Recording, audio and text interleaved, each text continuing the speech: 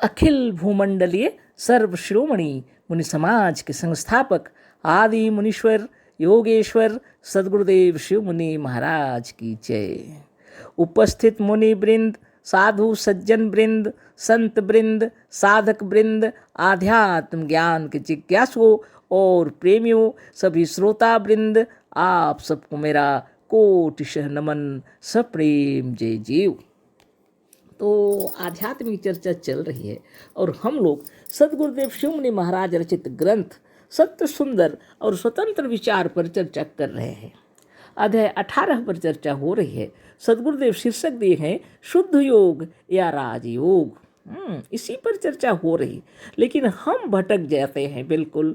फिर भी अभी भी छूट गया, यानी मनोकामना तीर्थ बरास में, है ना, जगदीशानंद महाराज जी बनाए हुए हैं, वो अभी नहीं है। 112 वर्ष की अवस्था में उन्होंने अपनी इच्छा से शरीर त्याग किया। उससे पहले ही वह अधिवेशन बुलाए थे। कोटि कोटि नमन है ऐसे महान आत्मा को, है ना। अंतिम समय में भी उन्होंने भाषण दिया तो यही बताया, सारी दुनिया हम घूम के आए हुए हैं, सब जगह हम देख कर के आए हुए हैं, तुम लोग घबराओ मत, है ना। अभी जो हम बता रहे हैं अपने इस ब्रह्मलोक की बात बता रहे हैं, अपने मस्तक को दिखा करके बता रहे थे, है ना। सब कुछ यहीं पर है ना। मन लगा कर योग साधन करो, जो हम सिखा करके जा रहे हैं, जो सद्गुरु बतलाए हैं, है ना। धन्य आत्मा, है ना। ऐसी ऐसी महिमा है ना, क्या बताऊं। तो भटकना तो हो जाता है, इसीलिए भटकना छोड़कर अभी थोड़ा पढ़ लेते हैं। आप भी क्या सोचते हैं, इसलिए इसको पढ़ ही लेते हैं। अब हम नहीं छोड़ेंगे पढ़ाई, छोड़ना नहीं, है ना। जो दोबारा भी पढ़ लेते हैं। देवता का ध्यान करने पर आप देवता को देखेंगे, अपने को नहीं। शून्य का भी ध्यान ना कीजिए, शून्य का ध्यान करने से शून्य हो जाएंगे, स्वरूपस्थ नहीं होंगे, क्योंकि आप शून्य नहीं हैं। आगे पढ़ते हैं, है ना। राजा बड़ा है, हो सकता है, पर आप किसी भी दूसरे पदार्थ का ध्यान ना कीजिए। ईश्वर बड़ा है, हुआ करे, आप उसका भी ध्यान ना कीजिए। राजा प्रजा, अच्छा बुरा, देवी देवता, पाप पुण्य, धर्माधर्म, सोना चांदी, नीच ऊंच, छोटा बड़ा, सर्दी गर्मी, सुख दुख, कोई भी वस्तु हो, कोई भी पदार्थ हो, सबका ध्यान त्याग दीजिए। जब सबका त्याग होगा तब हमारा शुद्ध स्वरूप बच रहेगा। जब हम अपनी वृत्तियों को चारों ओर से खींच लेंगे तब हम स्वरूपस्थ होंगे, नहीं तो जैसी वृत्ति होगी वैसे हम रहेंगे। वृत्ति सारूप्य मित्र मित्रत्र, है ना। वृत्ति सारूप्य मित्रत्र लिखा है। यह भी योग दर्शन का सूत्र है।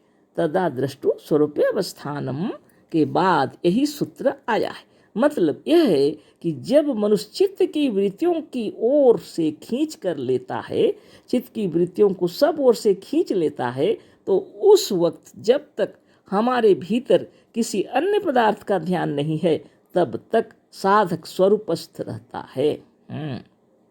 पर जब तक चित्त की वृत्तियां रुकी नहीं है, तब तक यह मनुष्य वृत्ति सारूप पे रहता है।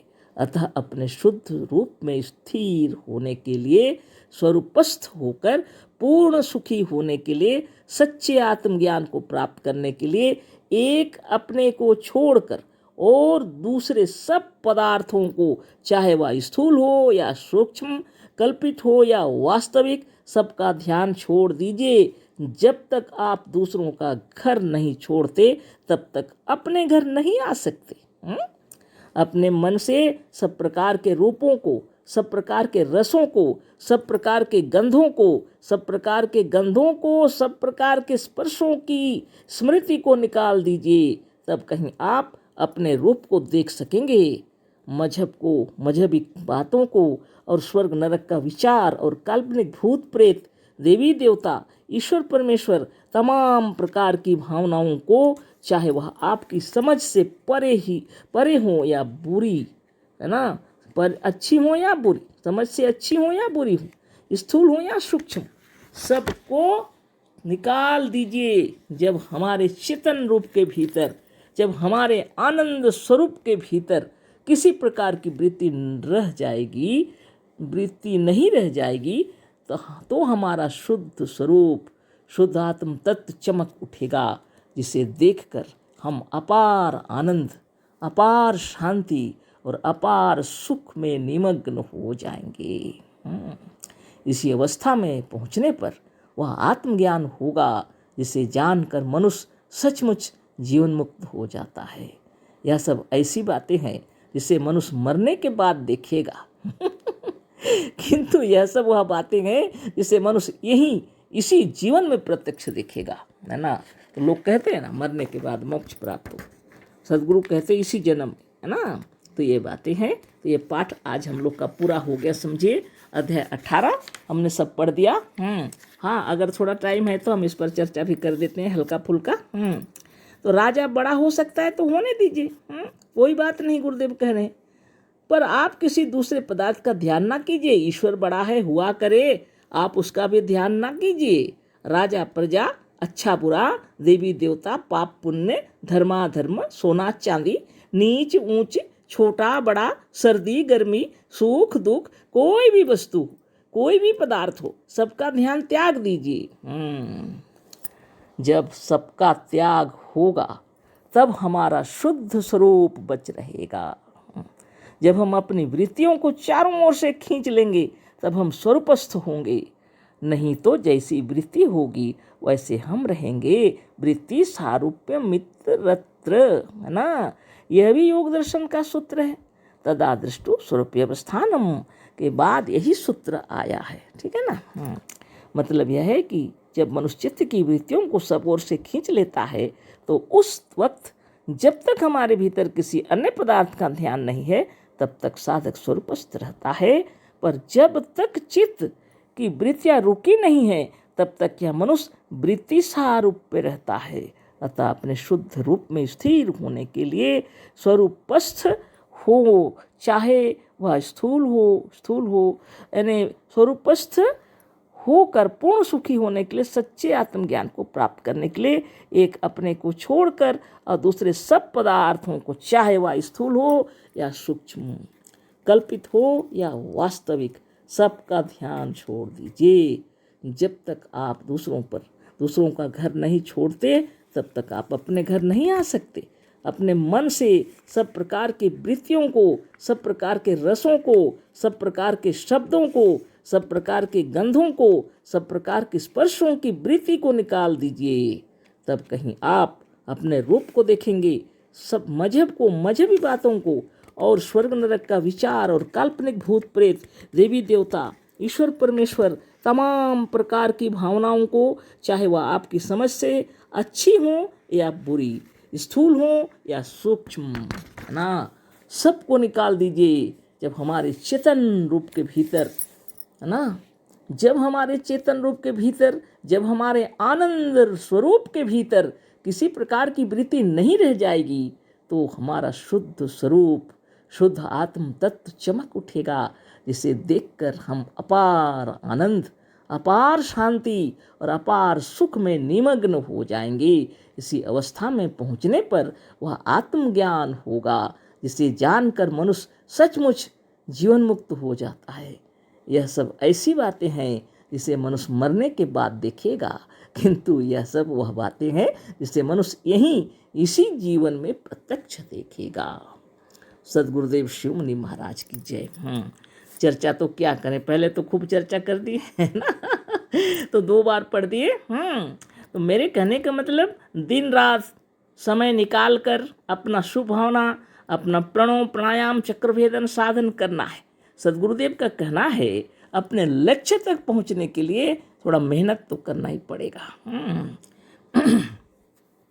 शुद्ध स्वरूप में अपने स्थिर होने के लिए सब प्रकार की वृत्तियों को छोड़ना होगा, लेकिन अपने आत्म तत्व को याद रखना है। अपने आप को छोड़कर बाकी सभी पदार्थों को छोड़ दीजिए, है ना। तो बस गुरुदेव के मंत्र जपा कीजिए। निरंजनो हम जगदीश्वरो हम। कितनी बड़ी बात है। इसमें इतने तल्लीन हो जाइए, हम तो कहते हैं एक एक बात को समझने के लिए बारंबार ध्यान कीजिए, प्रणव कीजिए, प्राणायाम कीजिए, है ना। और फिर अपने कर्तव्यों को निभाना है। सोते जागते उठते बैठते अच्छे काम करेंगे हम लोग, तब ना शारीरिक मानसिक बौद्धिक परिश्रम करना है, सच्चा और ईमानदारी से धनोपार्जन करना है। तब इस अयोध्या नगरी हो या महाभारत का कुरुक्षेत्र का मैदान, है ना, आप सब में सफल हो जाएंगे, है ना। माता पिता भाई बहन गुरुजन अड़ोसी पड़ोसी मित्र बंधु बांधव सखा, उस समय आपको साक्षात ईश्वर दिखाई पड़ेंगे।